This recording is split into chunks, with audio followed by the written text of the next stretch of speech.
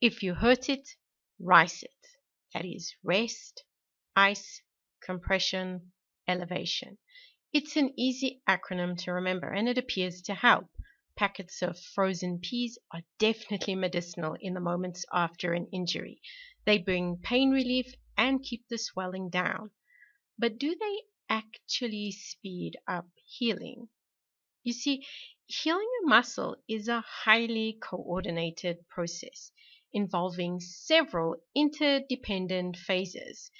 Degeneration and inflammation precedes regeneration. Now, the first cells on the scene are pro-inflammatory M1 macrophages. They infiltrate into the injury site and take stock of the situation. First things first, they set about removing the damaged tissue, and then they secrete special chemicals which stimulate the proliferation of muscle satellite cells. These are baby muscle cells living on the outskirts of the muscle proper. The macrophage activity stirs them into action and they get down to business, actively dividing. And then they muscle up, either by joining with muscle that is already there or fusing with one another to grow muscle from scratch. Inflammation brings the resources. Dilated blood vessels not only bring macrophages, but they also bring nutrients and oxygen. These are necessary to get the job done. An ice pack tones down the level of inflammation, but this interferes with the supply line, which could have unintended consequences in the long run. So when you're nursing a hurt, what should you do? Should you go hot? Should you go cold? A team of Japanese researchers decided to pit the two most common approaches to managing muscle injury against one another. Join us for this episode of Better Body Chemistry TV as we take a look at what happened so you'll know what to do. Better Body Chemistry TV is brought to you by Dr. Sandy, a scientist turned gremlin buster, helping you battle sugar gremlins, heifer lumps, and other health horribles through better body chemistry. Remember, small things can make a big difference to your health. Now, step number 1, to look at hurt muscles, you need to have some hurt muscles. Our team chose to hurt the soleus muscles of 8-week-old male Worcester rats.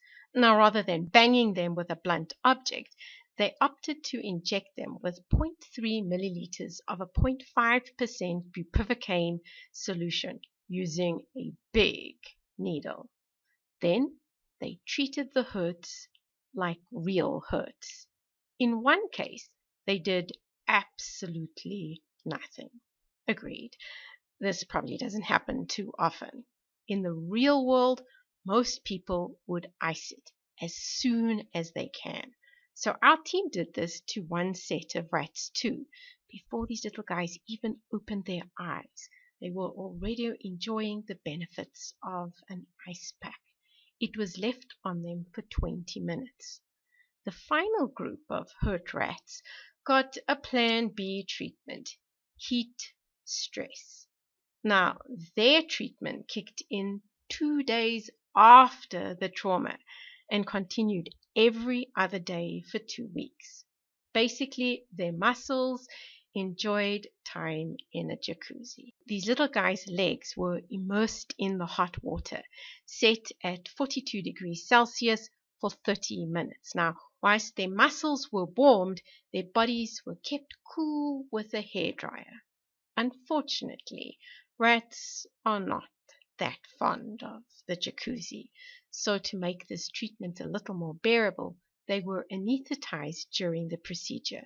The team then watched what happened to the muscles over time, taking a look at 3, 7, 15, and 28 days post-injury.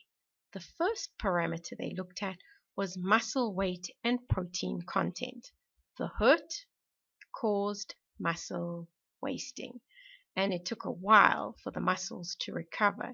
In fact, a month out, the muscle was still not as good as new. No surprises here. In terms of treatments, the muscles closest to being back to normal were those that had been heat treated, hinting that heat stress was the way to go. But size is not everything. In addition to size, our team took a look at muscle quality. They did this by looking at the levels of collagen. Now, to do this, they used a fancy staining technique which causes collagen to show up in a blue color. Extra collagen is not good news. It's a sign of fibrosis.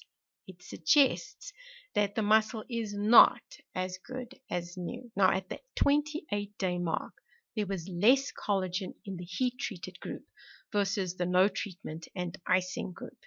Now, it's not to say that the muscles wouldn't recover fully given time, but at the 28-day mark, the iced muscles are definitely disadvantaged. So, if you're dealing with a strain, contusion, laceration, pop it in the jacuzzi. The hot bubbles will bubble your troubles away quick as a flash. And if you don't have access to a jacuzzi, you can achieve the same thing with a hot water bottle or heating pad. Just keep tabs on the temperature. Burning your skin won't help those muscles, but a little heat will create better body chemistry and speed up muscle healing. Interested in discovering more ways to create better body chemistry or need a little help getting your body chemistry on track? Visit our website at www.betterbodychemistry.com. Browse our library, enroll in one of our courses or programs. The advice is simple to follow and based on real science, not hype.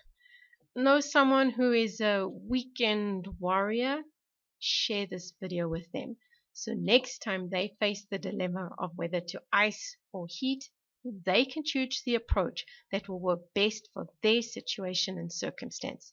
And if you enjoyed the video, be sure to subscribe to our channel so you catch future episodes of Better Body Chemistry TV. Thank you so much for watching, and I'll see you next time. Remember, small things can make a big difference to your health.